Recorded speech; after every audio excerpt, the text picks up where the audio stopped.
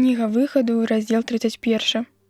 «І сказаў Господ Маісею, кажучы: Вось назваў я па імені Бесалюэля, сына Ура, сына Гура з пакалення Юды, і напоўніў яго Духам Божым, і мудрасцю, і розумам, і умеласцю ва ўсякай працы, каб разумець, што можна вырабіць з золата, срэбра і медзі, каб разрэзваць і ўстаўляць каштоўныя камяні, і каб рэзаць па дрэве, выконваць любую працу.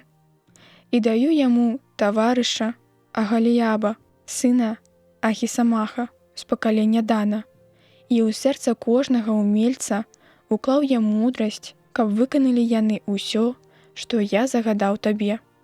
Палатку сустрэчы і каўчэг сведчання, і перамольню, што на ёй, і ўсе пасудзіны палаткі, і стол, і пасудзіны яго, падсвечнік з найчысцейшага золата з яго пасудзінамі, і ахвярнік каджэння, і целаспалення, і ўсе яго пасудзіны, таз з падножам яго, і шаты тканыя і святыя, шаты для Аарона, святара, і шаты для сыноў яго, каб спаўнялі служэнне сваё святарскае, алей для намашчэння і пахкае кадзіла для свячылішча.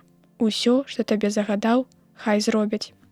І сказаў Господ Маісею гаворачы: скажы сынам Ізраіля і паведамі ім: глядзіце, каб вам захоўваць суботу маю, бо гэта знак паміж мною і вамі у пакаленнях вашых, каб ведалі вы, што я Господ, які асвячае вас. Захоўвайце суботу, бо яна святая для вас. Хто апаганіць яе, будзе смерцю пакараны. Хто будзе працаваць у суботу, хай знікне душа яго з грамады народа яго. 6 дзён працуйце, а ў 7-й дзень субота, святы адпачынак для Господа. Кожны, хто будзе працаваць у гэты дзень, памрэ. Хай захоўваюць сыны Ізраіля суботу і святкуюць яе у пакаленнях сваіх. Гэта запавет вечны паміж мною і сынамі Ізраіля і знак вечны. Бо 6 дзён ствараў Господ неба і зямлю, а ў 7-й дзень спыніў працу і супачыў.